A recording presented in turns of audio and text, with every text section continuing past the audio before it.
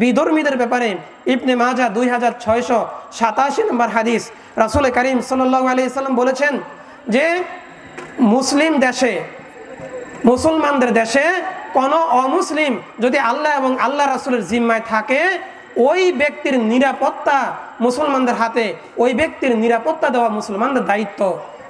ইসলাম কত সুন্দর! ইসলাম কখনোই অন্যায়ভাবে মানুষ হত্যা করাকে প্রশ্রয় দেয় নাই।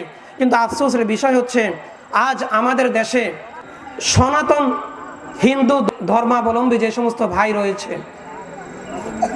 পত্র পত্রিকায় এসেছে ওনাদের জায়গা জমিনও জোর করে ওই সংগঠনটা দখল করেছে, এইটার প্রমাণও আছে। সেই সংগঠনের নাম কি? ইসকন।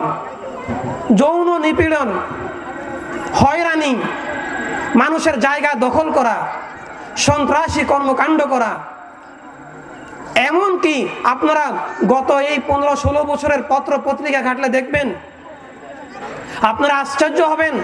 এই ইসকন আমাদের হিন্দু ভাইয়েরা মনে করে ওনাদের বন্ধু। আমি বলবো ভাই, ইসকন আপনাদের বন্ধু নয়। ইসকন হচ্ছে ইহুদিদের মদতপুষ্ট একটি সন্ত্রাসী জঙ্গি সংগঠন। বুঝেন নাই মনে হয়। এই ইসকনের ব্যাপারে দেখেন, আবু রুশদের লেখা একটি বই, বাংলাদেশের গোয়েন্দা সংস্থার সাবেক, বাংলাদেশের এই বইটার নাম মুখস্থ করবেন। এই বইটাতে উনি লিখেছেন ইসকন হচ্ছে ইহুদি কর্তৃক পরিচালিত একটি সংগঠন। আরেকটু সহজ ভাষায় বলি, আজকে গোটা পৃথিবীর বিভিন্ন দেশে ইসকন নিষিদ্ধ করা হয়েছে। সৌদি আরবে ইসকন নিষিদ্ধ, আফগানিস্তানে ইসকন নিষিদ্ধ, এমনকি চীনে পর্যন্ত ইসকন নিষিদ্ধ, পাকিস্তানে ইসকন নিষিদ্ধ। আচ্ছা, চীন দেশ কি ইসলামিক কান্ট্রি? চীন দেশ কি মুসলমানের দেশ? তারা কেন ইসকনকে নিষিদ্ধ করেছে? ইসকন একটা সন্ত্রাসী সংগঠন, জঙ্গি সংগঠন, সেজন্য নিষিদ্ধ করেছে। তারা এই যে গত 26 তারিখে এটা নজির স্থাপন করেছে, তারা আমাদের প্রিয় ভাই অ্যাডভোকেট আলিফ ভাই, নির্মমভাবে চট্টগ্রাম আদালত প্রাঙ্গণে ওনাকে হত্যা করা হয়েছে। এই বাংলাদেশের ইতিহাসে আজ পর্যন্ত কোনো আইনজীবীকে এভাবে নির্মমভাবে হত্যা করা হয় নাই।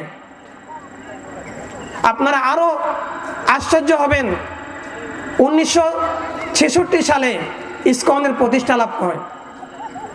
এই ইসকন প্রতিষ্ঠা লাভ করে 1966 সালে।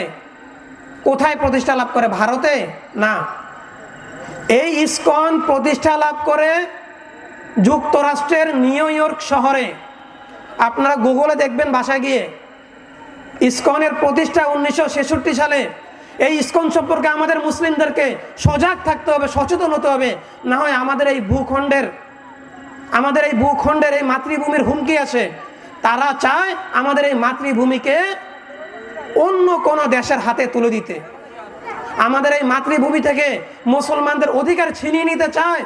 একটা সময় ফিলিস্তিনে যেমন ইসরায়েলদের কোনো স্থান ছিল না, ফিলিস্তিনের ভূমিতে কোনো ইহুদি ছিল না, এই ইহুদিদেরকে যখন জায়গা করে দিয়েছে, একদিন এই ইহুদিরাই ফিলিস্তিনিদেরকে আজ কি বলছে? বলছে, ফিলিস্তিনি তোমরা এই দেশের ভাড়াটিয়া, তোমরা এই দেশের অস্থায়ী যাযাবর, আমরা এই দেশের মালিক।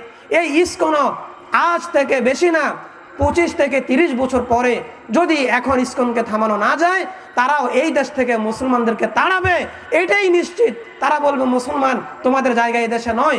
আপনারা দেখেন না, গাদানিক, ঘাতক, দালাল, নির্মূল কমিটি 1971 সালের যুদ্ধের যে সমস্ত ভাইয়েরা রয়েছেন, শাহরিয়ার কবির সহ, ওনারা কি বলছেন? ওনারা বলছে 1971 সালের মুক্তিযুদ্ধে নাকি আলেম ওলামা এবং ইসলাম মুসলমানদের অবদান নাকি ছিল না। ওনারা বলতে চায় মুক্তিযুদ্ধের ইতিহাসে সব অবদান ওনাদের, নাস্তিক পাড়ার অবদান। কিন্তু এই দেশের আমরা যদি ইতিহাস দেখতে চাই, 1971 সালে আমরা যে বাংলাদেশ পেয়েছি, 71 সালে বাংলাদেশ পেয়েছি কার হাত থেকে? পাকিস্তানের হাত থেকে। সেই পাকিস্তান স্বাধীনতা লাভ করেছে ব্রিটিশদের হাত থেকে। ওই ব্রিটিশ বিরোধী আন্দোলনের ক্ষেত্রে সবচেয়ে বেশি ভূমিকা ছিল মুসলমানদের। সম্মানিত উপস্থিতি, আমাদের এই দেশ সোনার বাংলাদেশ, আজকের এই তাফসিরুল কোরআন মাহফিল থেকে আমরা বলতে চাই, আমাদের এই দেশের ভূখণ্ড মুসলিমদের, হিন্দু, বৌদ্ধ, খ্রিস্টান সবার একসাথে ভূখণ্ড। এখানে যেন আমরা সুন্দরভাবে থাকতে পারি। আল্লাহ রাব্বুল আলামিন আমাদেরকে সেই তৌফিক দান করেন, বলেন আমিন। ওমা তাওফিকি ইল্লা বিল্লাহ। আল্লাহ রাব্বুল আলামিন আমাদের আজকের তাফসীরুল কোরআন মাহফিলকে কবুল করুক।